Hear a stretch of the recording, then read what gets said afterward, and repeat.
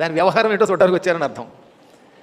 అనగా అప్పుడు ఆయన, రామలక్ష్మణులారా, విశ్వామిత్రుల వారు చెప్పినట్టుగా నా విల్లు మీకు చూపిస్తాను. ఆ విల్లు ఎలా వచ్చిందో చెబుతున్నాను వినండి.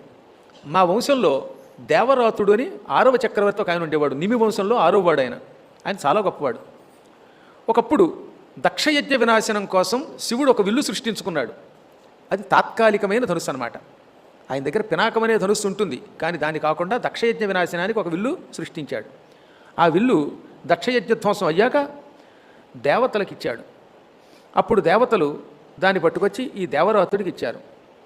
అప్పటి నుంచి ఆ విల్లు దేవరాతుడి దగ్గర నుంచి పరంపరగా మాకు వస్తున్నది. ఒకప్పుడు నేను సంతానం లేక సంతాన ప్రాప్తి కోసం యజ్ఞం చేయాలనుకున్నాను. యజ్ఞం చేయాలంటే నాగలితో ముందు ఆ స్థలాన్ని దున్నాలట. ఈ పుత్రకామేష్టి లాంటి గొప్ప గొప్ప యజ్ఞాలు చేయాలంటే పొలాల్లో చేయాలి.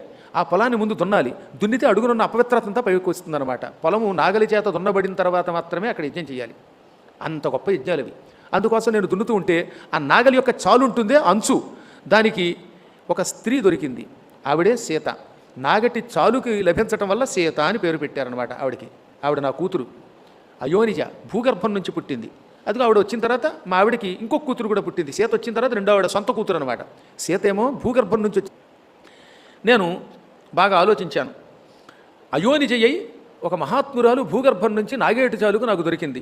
ఇటువంటి స్త్రీని ఎవరికి పడితే వాళ్ళకి ఇచ్చి పెళ్లి చేయకూడదు.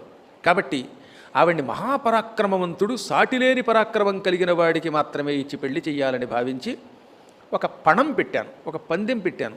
నా దగ్గర శివధనుస్సున్నది, దాన్ని ఎత్తి ఎక్కుపెట్టినటువంటి వాడికి సీత భార్య అవుతుంది అన్నాను.